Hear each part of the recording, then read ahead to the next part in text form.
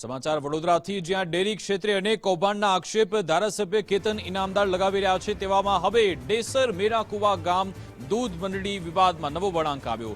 ધારાસભ્ય કેતન ઇનામદારના આક્ષેપ બાદ મેરાકુવા મંત્રી વિક્રમ પરમારે ખુલાસો કર્યો છે। મૃતક સભાસદોના ખાતામાંથી ઉપાડેલ રૂપિયાને જાતે ઉપાડ્યો હોવાનું તેમણે સ્વીકારી લીધું છે। પોતાની જાતે મૃતક સભાસદોના અંગૂઠા અને સહી કરી રૂપિયા ઉપાડ્યાનો સ્વીકાર હવે કરવામાં આવ્યો છે।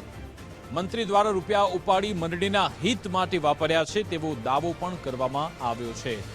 મેરાકુવા ડેરીના મંત્રીએ વરસડા ગામના ડેરીના મંત્રી પર ઉચાપતનો આક્ષેપ પણ કર્યો છે। સાવલી નગરપાલિકાના શોપિંગ સેન્ટર બાબતે 3.5 લાખના ખોટા ઉઘરાણાનો આક્ષેપ છે। એમને નહીં બોલતો હોય તમારી જોડે તમે સ્વીકારો છો કે મૃતકના બેંક ખાતામાં ટ્રાન્ઝેક્શન કરેલા છે, મૃતકના બેંક ખાતામાં ટ્રાન્ઝેક્શન થાય ખરા? ના, મેં કર્યા, મેં કહીશું મારી ભૂલ છે, એક્સેપ્ટ નહીં કરતો। માનો છો આપ ગુનેગાર છો? હા, મેં કહ્યું મેં મારી ભૂલ કરું, સેમજી થાય આપણા માટે એક્સેપ્ટ છે।